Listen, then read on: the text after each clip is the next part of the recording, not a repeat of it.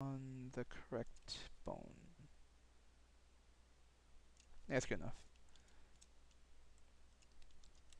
Go back and select the locator, select the IK handle that was made, actually locator, modify freeze transformations, remember that, IK handle, constrain, pull vector, and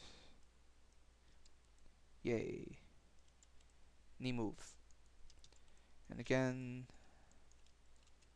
go in here, I'm just going to duplicate, move, rotate, freeze transformations, and a point constraint on the other handle. Okay. Again, the foot is rotating as I move the handle, which I don't want. Go back into the left foot, select, constrain, and orient. Yes. Okay, now we have a character that has passable legs. Good enough. Okay, now next thing in order we perhaps want is to move the hip. And as we can see, there is the skeleton goes from the root to the spine and from the root to the pelvis. So we're just going to make another circle which will control the uh, the hip. Going to rotate it. Going to scale it up a bit. Freeze transformations, and go into make sure that my circle is selected. Select the pelvis. Constrain, and I think I want to do an orient constraint. Let's see how that works. Okay, that's okay. Now thinking about it, um, we want, since the root splits up into the spine and pelvis, we want some control to have control over the root, since the root will control everything else. So perhaps it's better for the hip to control um, the root joint. So I'm just going to drag the hip control into the layout node, and I'm going to do a parent constraint on the root. Or perhaps I don't even want a parent constraint. Perhaps I only need a like a point constraint. This is something you just have to figure out depending on how the skeletons are built per character. I'm just going to say that perhaps maybe the parent is what I need. And yes, so now when I move the hip control, I also move the entirety of the skeleton, well, almost. So let me see. As you can see, the pelvis has a parent constraint on the hip. Now the hip should be moving with the it should be the hip, when you move it, should be moving the root and the pelvis, but that's not happening anymore. So I'm just going to undo and try to troubleshoot exactly what's going on.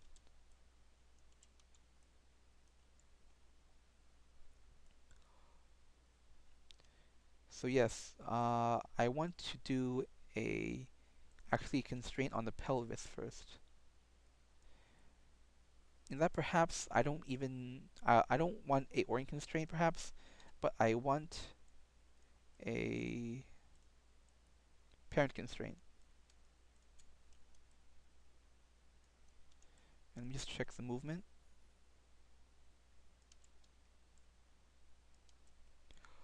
Not what we want. And so we have a problem with the hip in that we would like to move the hip and have it be fairly okay. Uh, so we've tried an orient constraint and a parent constraint, and neither of them seem to do exactly what we wanted to do. In that we want to be able to move the hip up and down like so. So what kind of constraint do we need? In this case, I'm guessing that if a point or parent constraint doesn't work, there's something that we need to think about. What is the relation between the hip and the pelvis? Uh, is it a strictly one-to-one relation? Perhaps it is, perhaps it isn't.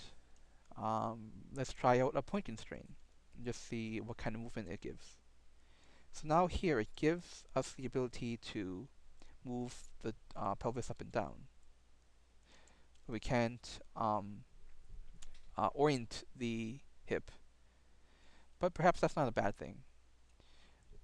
Uh, One thing we could do is to take the hip again and create another constraint on the same bone. Or, well, there are many ways to do this. I'm just going to try putting both a point and an orient constraint on the hip. So now I can rotate the hip and I can move the pelvis up and down and side to side. So now we have a problem of moving the root. What kind of relation should the root have to any of the bones? Well, we could parent to the layout node, but then whenever we move the layout node, it will move everything in the scene, in the model.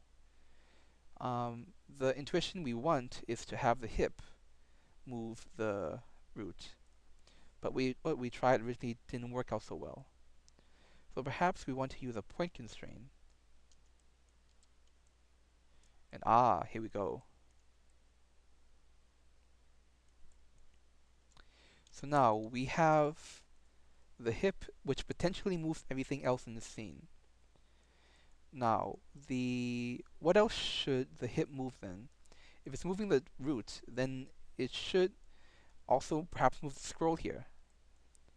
So I'm going to, having the hip selected, I'm going to go into bag, uh, the bag joints, which I guess, I don't know, it looks like a scroll to me, but yeah. Constrain and, perhaps a parent constraint would work.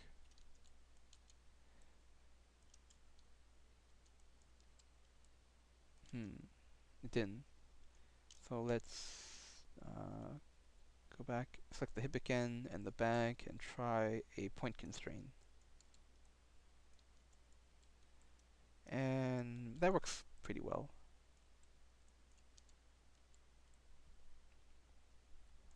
Yeah, that's passable. And do we want to move the book with the hip? This is another question in that, say you want to do more dramatic animations with the book. Currently what you see in game is that the book only flips open when he casts, I believe, Rune Prison. But perhaps you want the book floating like above his head, or to do more fantastic things while floating around him. It could be anything you want. And in this case, maybe I don't want the book to be parented or constrained to the hip. And so I'll just leave it out there and give it controls another time. And so let's just keep going. Now we have the lower half of the body constrained and rigged. And it looks pretty good, I guess. You can move the feet out. You can do rotation on the foot. Yeah, it looks pretty good so far. And on the spine, we have a problem where the model simply isn't in just a straight bind pose, so the straight T pose. So we'll just have to do a little bit more finagling. Go to create, NURBS circle, drag it up, and center it on the point where the spine starts. Uh,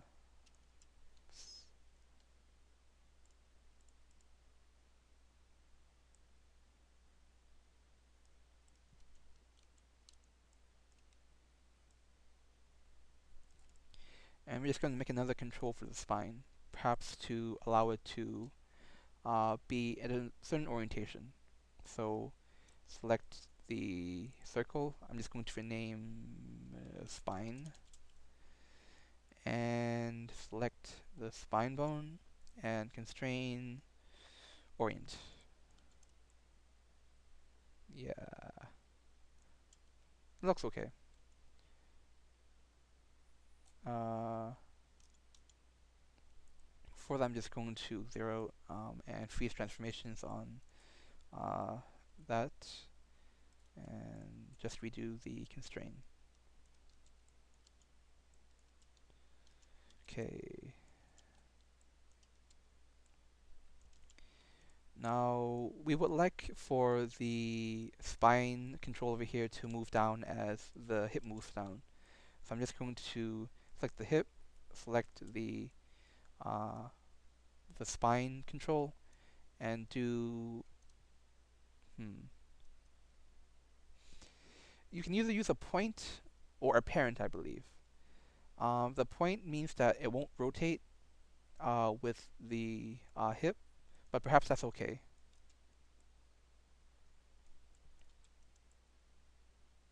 I mean, that's